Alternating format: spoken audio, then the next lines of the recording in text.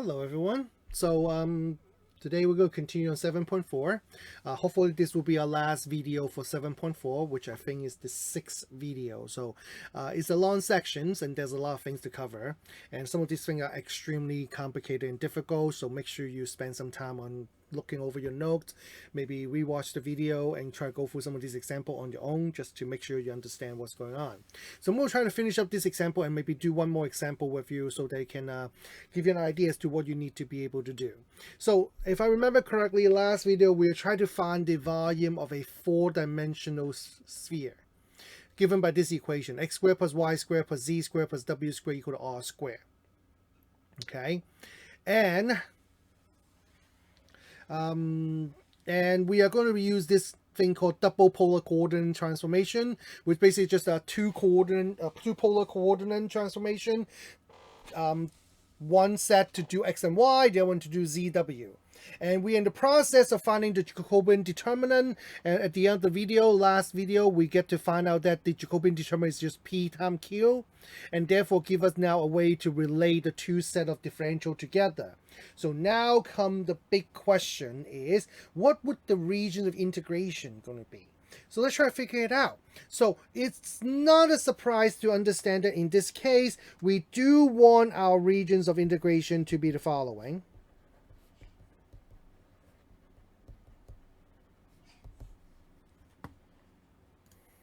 So now you just have to figure out what the region of integration is. So if you think about it, I am doing the entire sphere. So it makes sense that alpha should go through the entire rotation from 0 to 2 pi, and beta should also go through the entire rotation from 0 to 2 pi. The question then we want to figure out is, what should p and q going to be? It's tempting to think that p and q should just go from 0 to r, because in a sense you can think of that the radius of the sphere is r. So therefore, in the double polar coordinate system, the p and the q are actually basically the radius. So therefore, it should be r also. But that would actually be wrong because of the fact that r, the radius r, has to satisfy this equation: x squared plus y squared plus z squared plus w squared equal to r squared. So if we actually use our transformation, we'll see what's the relationship between p and q supposed to be. So imagine the following. Here's the equation that defines the sphere in the XYZW coordinate system. If I now replace XYZW with the double polar coordinate system here, I would have p cosine alpha square plus p sine alpha square plus q cosine beta square plus q sine beta square equal to r square. And now that would just mean that p square cosine square alpha plus p square sine square alpha plus q square cosine square beta plus q square sine square beta equal to r square. And now this is only the third time we saw this in this particular example. P square cosine square alpha plus b square sine square alpha would just come out to be p square. And then q square cosine square beta plus q square sine square beta would just come out to be q square. And that gives us a relationship between p and q with r. And is that really that big of a surprise that p square plus q square equal to r square, so that p and q actually kind of form a circle with radius r just in the p and the q coordinates? I think it's actually perfect because we are forming a sphere which is like perfect circle in every way.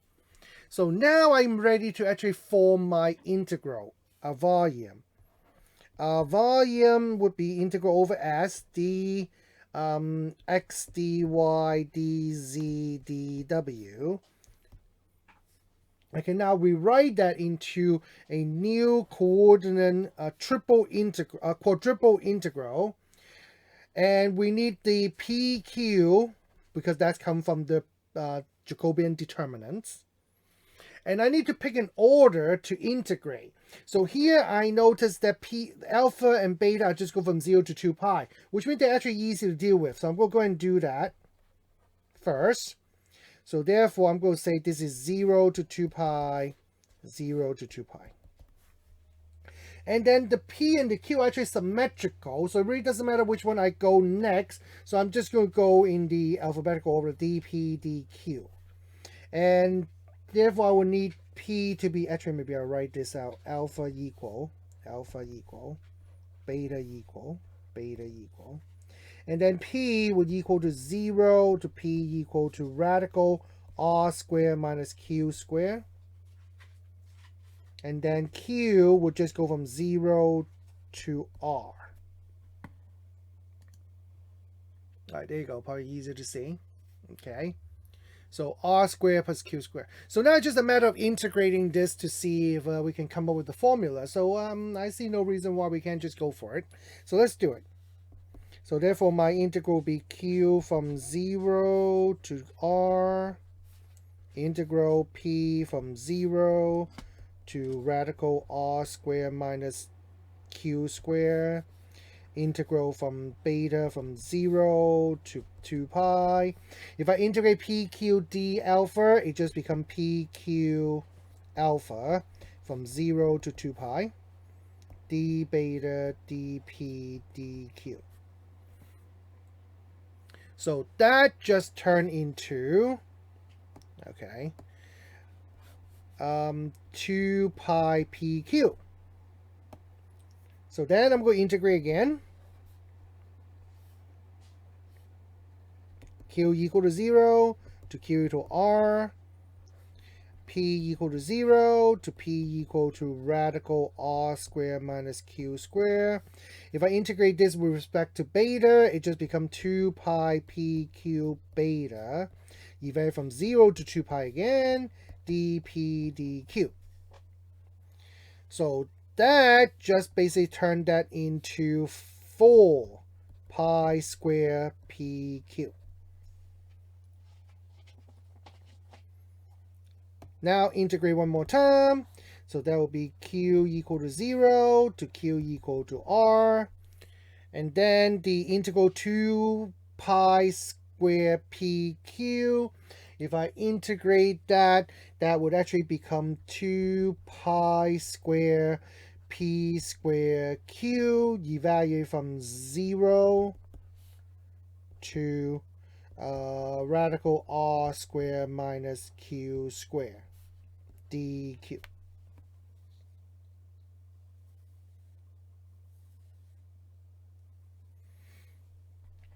So plug in 0 go away, but plug in radical R squared minus Q squared. Lucky for us, we have P squared, so that would cancel the radical, and now give me the integral from Q equal to 0 to Q equal to R, and then this come out to be 2 pi square parenthesis R squared minus Q squared times Q dQ. So I'm going to just multiply this out so that I will have 2 pi. Actually, you know what? I'm going to actually move the 2 pi square out to the front. Oops. Because they're constant anyway. And then what I have inside would be R squared Q minus Q to the third.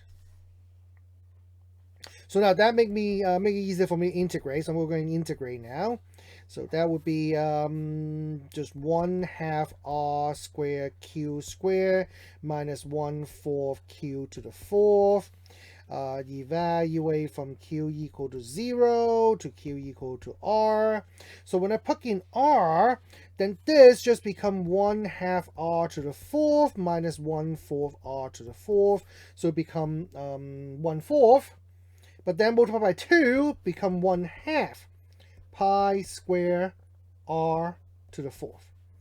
That gives us the volume of a 4-dimensional sphere. Okay, it's a 4-dimensional sphere volume. 1/2 pi square R to the fourth. So now you can brag about to your friend that you know how to calculate volume of a sphere in 4 dimensions. And yet you cannot describe how it looked like, but you know how to find the volume using integral, Riemann integral. Okay. All right. So now we're going to do our last example for 7.4, and that would probably be the last thing we're going to talk about in 7.4. So this example is actually problem number 22 on your 7.4 homework. No, I did not assign problem 22. I did assign problem 21, which is very similar to 22. So make sure you pay attention to how to do this one so you know how to do problem 21. Okay? So, but there's a big difference between, well, not a big difference, but the 21 and 22 are two different transformations. But the process of doing this is kind of the same. So let me show you. So in problem 22, it asks for the following. It has given a transformation. T of uv is equal to u plus v, u squared minus v, which is equal to xy. And let regions R in the uv planes be bounded by the u-axis, the v-axis, and the line u plus v equal to 2. So there are two questions. The first question asks for this. I'm going to just write out both questions. Find and sketch the image regions RXY. So basically take the region RUV, plug it in through the transformation T, because I know what UV are, and then see what they pop out as the regions in the XY plane. And then B asks you to compute this integral.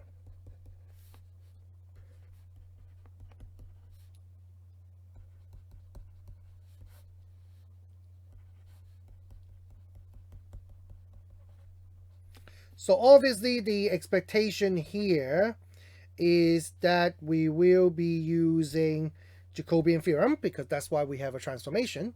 So let's see how that works out. Okay, so first I'm going to do is let's do A. So let's try to find out what the regions RXY is going to be. So I'm going to first draw the regions for RUV first. So here's RUV. The U-axis is basically V equal to 0. The v-axis is basically u equal to 0. The line u plus v equal to 2, technically speaking, is this.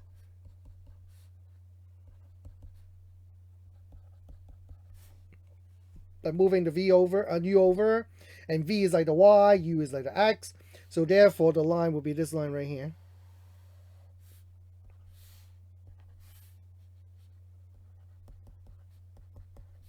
Intercept at these 2 points, which is 0, 2, 2, 0, and of course 0, 0.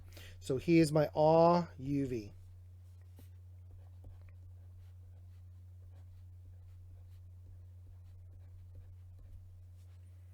Okay, RUV. The question is, what does it look like after I plug it through our transformation and turn it into the XY plane? So the best way to find out is just to plug in those 3 lines and into a transformation C.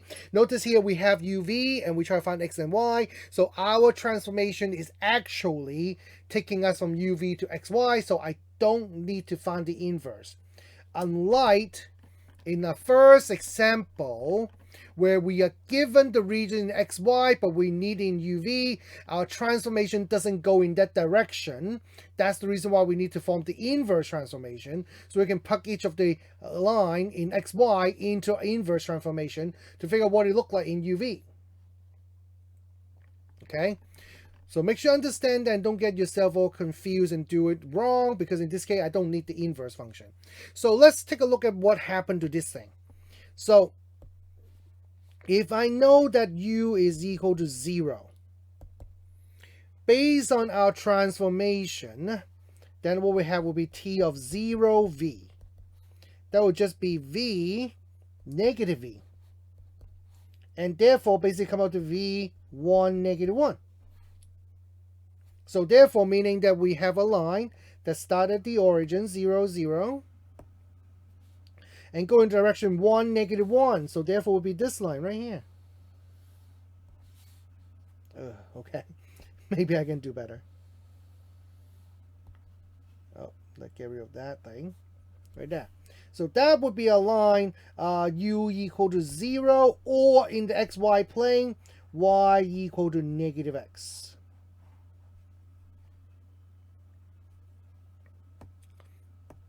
Let's see what happens with v equal to 0. If v equals 0, then what we have will just be u0. So therefore, it will turn into u squared. So now this one is tricky because this one is not a line, okay? But if you think about it, this would actually transform into just y equal to x squared. Because of her x, and then y will be u squared, which is just x squared. Or maybe I take an extra step. So that just basically tells me that u is equal to x, and u squared is equal to y. So that combined into y equal to x squared. So therefore, it will be this graph right here.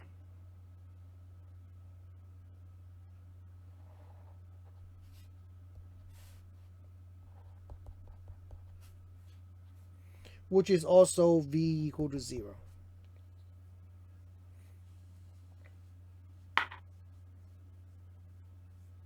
Okay, so there's the regions right here that are bound by those two, but not the third curve. So let's find out what the third curve look like. So the third curve would be u plus v equal to 2.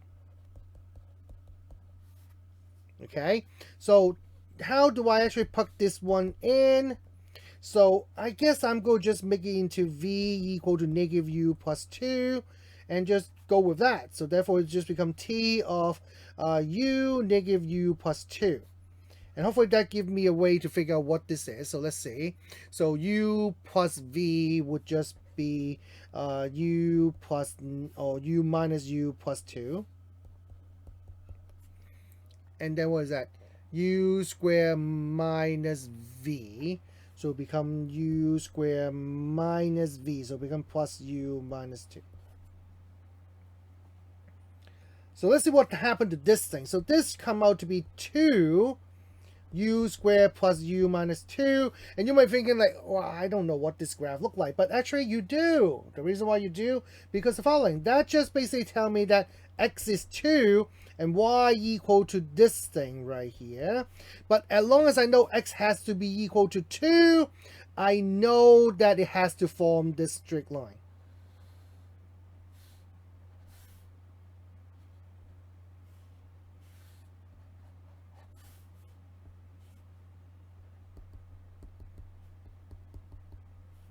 And therefore seem to identify this is my region RXY,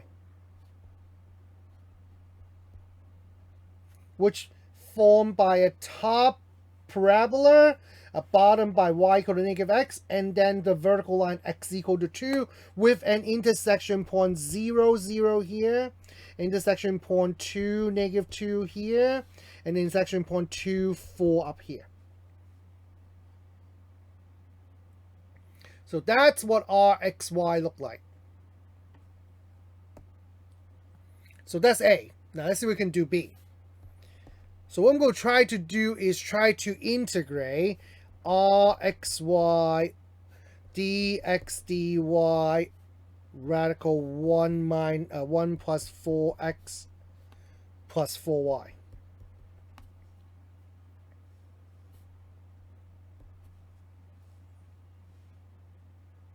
So, I mean, we could definitely evaluate using this integral right here. And, I mean, the region is actually y simple. So we can actually do integral with dy then dx. And we can try to see how to integrate this. But since the fact that we are given a transformation, I'm curious to see what will happen if I do use a transformation. The reason why is because RUV is definitely a lot simpler compared to RXY.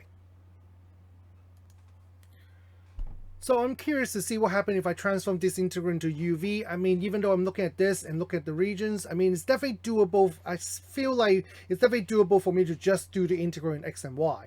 But I want to see if something clever would happen if I do change it into R of UV. I mean, obviously, this transformation is by design to kind of make this into simpler regions. Along with these simpler regions, hopefully will make the integral easier to do. So I'm going to go and give it a try and see what happens.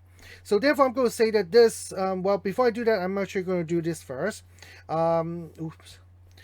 We know the transformation T of UV is U plus V and U squared minus V. So therefore, tell me that T prime of UV is actually equal to 1, 1, 2U minus 1. And so the determinant of T prime, absolute value of that, would become 1 times negative 1, which is negative 1, minus 2U. Okay. And I need the absolute value of that. Now, however, in this case, I noticed that the way the regions is in the first quadrant. I am going to say this just equal to 1 plus 2U. Because in fact, 1, because I know this has to be a negative number, because of U, would be positive numbers here. So I can just simply take off the absolute value by multiply the whole thing by negative 1. So that would be my Jacobian determinant, meaning that dx dy actually equal to 1 plus 2u du dv. So now I'm actually ready to see what happened to this integral. So let's see. So I'm going to basically doing the integral from R from uv. Dx dy is 1 plus 2u du dv over square root of 1 plus 4x, which is u plus v, plus 4 times y, which is u squared minus v. Now I see what's happening. So let's see if it's happening the way I think it would.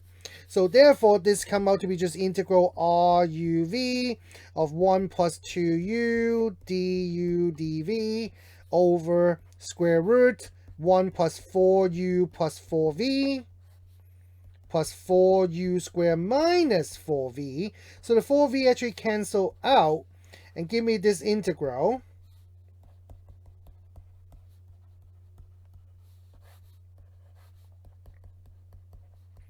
And the interesting thing about this integral is that 1 minus 4u plus 1 plus 4u plus 4u squared actually is 1 plus 2u squared, where I can now cancel out the radical and the square and leave me with this.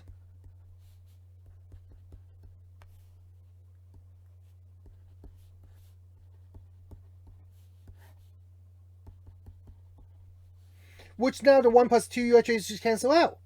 And therefore, just give me this integral.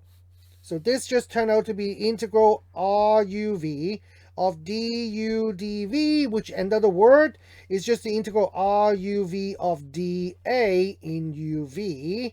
And that just basically gives me the area of RUV, which I don't need to use an integral to figure this out, because that's just a triangle with a height of 2 and width of 2. So therefore, this answer comes out to be 2. Now, what I'm curious to see is that if I can actually integrate this without using this coordinate transformation, which obviously the idea here is that to evaluate this integral using this coordinate transformation, it's reduce the integration down to finding the area of RUV, which can be done without using calculus. So that's the basic purpose of what this problem tried to show us, is that how picking this transformation allow us to actually evaluate this integral with this integrand into just finding the area of this regions right here. That's pretty neat. But I suspect that I could actually integrate this without using a change of variable, and I'm hoping that I can do that, and I'm hoping that I'll get the same answer. So let's find out if that's the case. So take 2. So this one may be one way to do it, is to use transformation. So now I'm going to try to do B again, but actually integrate this and see what happens.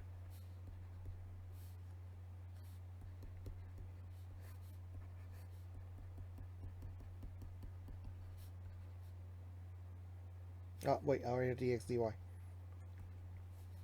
So I'm going to go and do this. I'm going to actually just go write it this way. And I'm going to do the order dy dx with the bottom line is y equal to negative x and the top is y equal to x squared. And then x will go from 0 to 2. So I'm hoping that I don't run into issue when I'm trying to integrate, but now that I'm thinking about it, I think I will run into some issues when I integrate because of the x squared here, but maybe not, we'll see. Okay. So let's try to integrate this first layer and see what happens. So I'm going to go and rewrite this. So this is basically just 1 plus 4x plus 4y to the negative 1/2 power. So if I integrate this correctly, I will need a 1/4. And then I will have 1 plus 4x plus 4y to the positive 1/2 power. And I will need a 2 in front. The 1/4 comes from the 4y because I need to have a derivative of 4y, which is 4, but I don't have, so I'm going to have a 1/4 to balance it out, and then the 2 is basically the reciprocal 1/2, and we'll evaluate from y equal to negative x to y equal to x squared dx. So that these two things, these two things will cancel to be 1/2. Okay, and now if I plug in x squared and x, let's see what happens.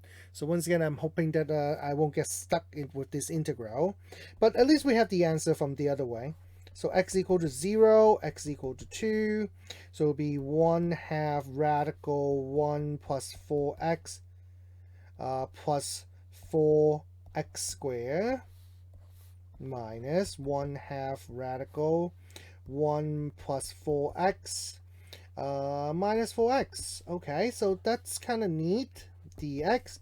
So as we already know, this is actually come out to be 1 plus 2x. This actually come out to be 1. So that's actually not too bad. So integral from x from 0 to 2, so that will be 1/2 plus x minus 1/2 dx. So that's the 1/2 just cancel. So it actually come out to be integral from x from 0 to x equal to 2 x dx, which is just 1/2 x squared from x equal to 0 to x equal to 2. That also come out to be 2. So that's pretty neat. And that integration is not too hard to do either. But obviously, I still have to go through some integrations and to find the answer. Well, this one actually does not require any integration at all. So it's required me to know how to find the Jacobian determinant, which is derivative. And then none of these actually require integration until we get to here and realize that I'm just looking for the area. So either way, it's pretty neat, and I'm glad that we did it both ways, and even more glad that I get the same answer in both ways, because it would be kind of bad if I don't get the same answer. I'm gonna have to like redo this whole video, and luckily I don't have to. All right, and that actually will be the last example in 7.4. So that's it. You have everything you need to know for 7.4. It just now requires you to do a lot of practice to make sure that you know how to do that. You will be asked how to do a Jacobian theorem problem on your test. So meaning like these example right here is what you need to be able to do. Starting from this one right here with the parallelogram, and to this one with the double polar coordinate system with a 4-dimensional sphere, to this one which is a homework from your home textbook number 22 on 7.4 homework. Okay, and I think that's it. And I'll talk to you guys again soon. Okay? Bye bye.